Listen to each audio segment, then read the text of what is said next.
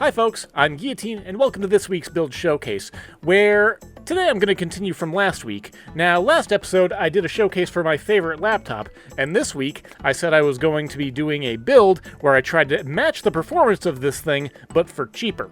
For a brief recap, my personal favorite laptop is a version of the Asus ROG G752VS. The specs for that machine include the Intel i7-6820HK CPU, a GTX 1070 GPU with 8 gigs of VRAM, and 32 gigs of memory. The performance specs showed it could handle most anything outside of games with ray tracing mandates, maintaining an admittedly low but perfectly playable experience for Warhammer 40k Space Marines 2. However, while impressive from a capability standpoint, one could argue one key aspect in relation to its performance, that being the price. Being a slightly older laptop that's still quite usable in modern environments, it's also a tad rare, and from what I've seen from wading through online listings for months on end, disproportionately expensive. The range of models right now go from $700 to $1,500, with varying levels of wear and function. By comparison, I got mine for a decent amount for around $500 before taxes and shipping. For an all-in-one package, that's not the worst, but if you want a gaming machine, there are far better values if you put in the work yourself. With all that set up, our goal today is to see how much money we can save if we build a custom machine with close to identical performance metrics as that laptop, and for the starting point, let's look at CPUs. The laptop's i7-6820HK has 4 cores with hyperthreading, a base clock of 2.7 GHz that turbos up to 3.6 GHz, along with 8 MB of cache and an 8 GB transfer per second bus speed. Searching for a rival CPU to suit the purpose of the build, I eventually settled on one of the top processors from the Haswell generation with the i7-4770. Predating the 6820HK by about 2 years, it also has 4 hyper-threading cores. It also has a higher base and turbo frequency, standing at 3.4 and 3.9 GHz respectively, but it has the same amount of cache and a smaller bus speed at 5 GB transfers per second compared to 8. Once again, I've thrown a bunch of numbers and specifications at you, but all of that is relatively unimportant. All you need to know is that, looking at performance benchmarks for just the CPU, these two trade blows fairly evenly, taking the lead depending on the individual test or task being performed. With our CPU selected, we can pick a motherboard and fill out the rest of this build from there. Now, this is where my eBay hunting skills came in useful. For slightly older builds, I find myself being fond of the Asus Maximus series of motherboards, and I managed to snag this Maximus 6 Hero still in box for $17.50 before taxes and shipping. From there, the rest is relatively easy. 4 8GB sticks of DDR3 memory, a PNY CS900 2.5 SSD for the boot and storage drive, an XPG 750-watt power supply, and a DIY brand case. Finally, the GPU. Rather than just use a typical GTX 1070, I managed to get my hands on a hybrid-cooled model from EVGA. Hybrid meaning it's a self-contained unit with water cooling. This is something I would actually not recommend for the average build. That's because water-cooled units can be a tremendous gamble. Pumps can die and units can fail. Fortunately, the one I got was in very good condition. Under full load, it rarely gets above 55 degrees Celsius. So, with the build fully assembled, let's bring out the exact same suite of game benchmarks and playtests and see how we're doing now. Starting with the Shadow of the Tomb Raider benchmark, we're already seeing a small bump in performance. While the low with the laptop was just around 60 FPS and the average was around 80, the Clone Tower came in with a very nice low of 69. The average also bumped up slightly at just around 90 FPS. While it's only the first benchmark, it does track with one line of thought, that being that laptop components are intentionally restrained ever so slightly to maintain temperatures. Tower components, by comparison, can be much less held back when compensating properly for heat output. That liquid card probably isn't hurting much either.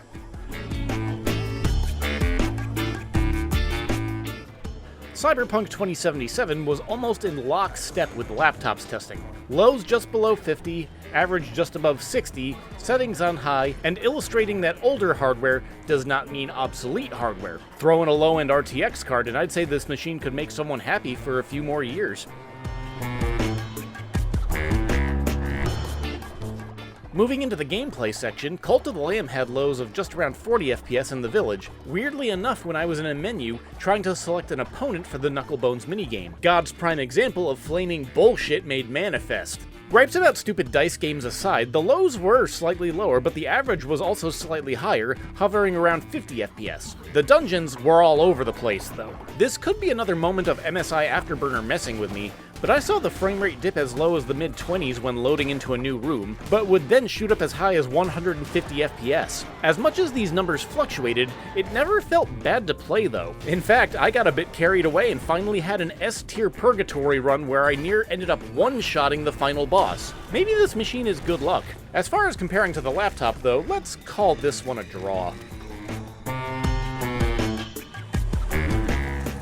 With Wreckfest on high settings, I decided to jump into the deep end first with an arena free-for-all. I said on the laptop video that, depending on where I was looking, my frame rate could be anywhere from 80 to 140 FPS. Well, here that range bottomed out around 100 FPS, but also occasionally jumped up over 200. In race mode, the opening scrum also improved by about 30 FPS. The average also going up somewhere between 150 and 220 also resolutely sees this round going to the clone tower.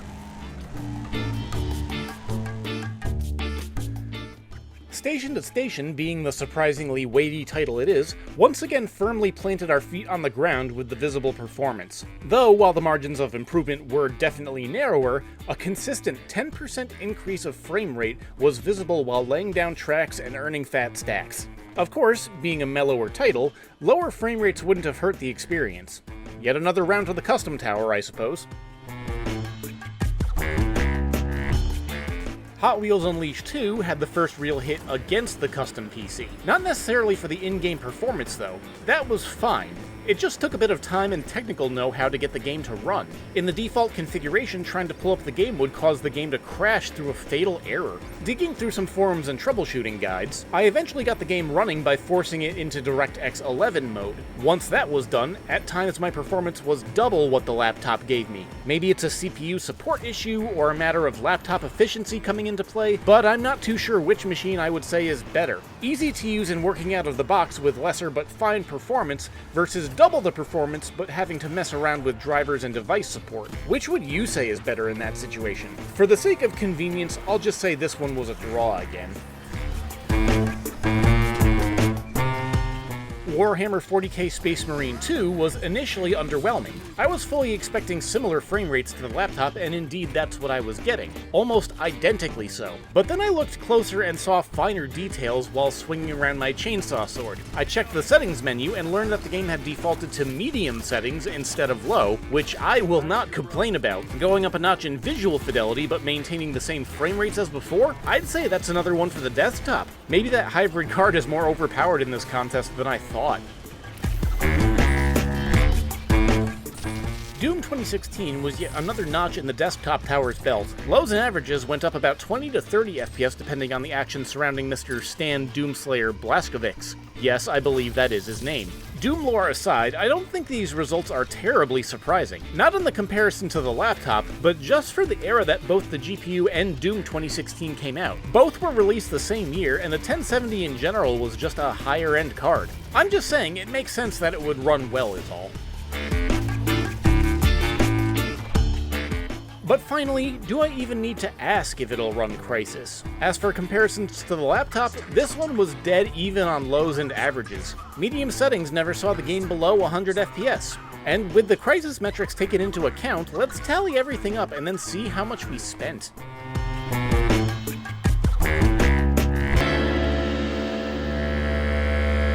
As for the situations where the laptop was just outright better, I'm not certain there were any. Cyberpunk 2077, Cult of the Lamb, Hot Wheels Unleashed 2, and Crysis, for the sake of easy categorization, could all be considered just about even with the laptop. Shadow of the Tomb Raider, Wreckfest, Station to Station, Space Marines 2, and Doom 2016 by contrast, all can easily be seen as better on the desktop. But how's the value? Well, recalling the laptop's purchase price, that's easy, at $500 before taxes and shipping. For the tower, let's break it down by component. The i7-4770 was about $20.40. The motherboard, again, was about $17.50.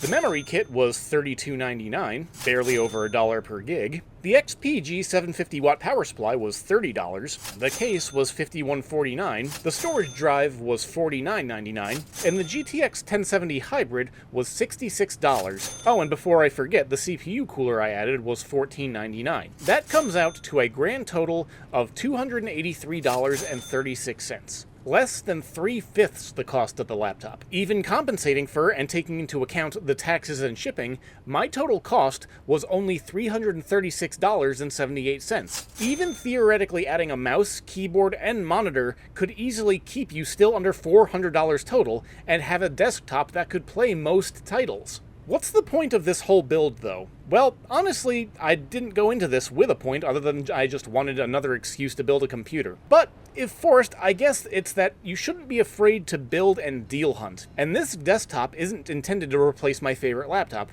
It just seemed like a fun challenge to see how much room I'd have for my budget if my performance goal was set. And for $500, I bet I could build something amazing from a spec analysis. But that can be for a future video. Now, if you'll excuse me, I have a workout set to do. Hey, thanks for sticking around all the way to the end. Remember that I give away Steam keys with my regular weekly uploads, and all you have to do to enter is leave a comment and have contact info on your YouTube profile. But as always, thanks for watching and keep your head on your shoulders.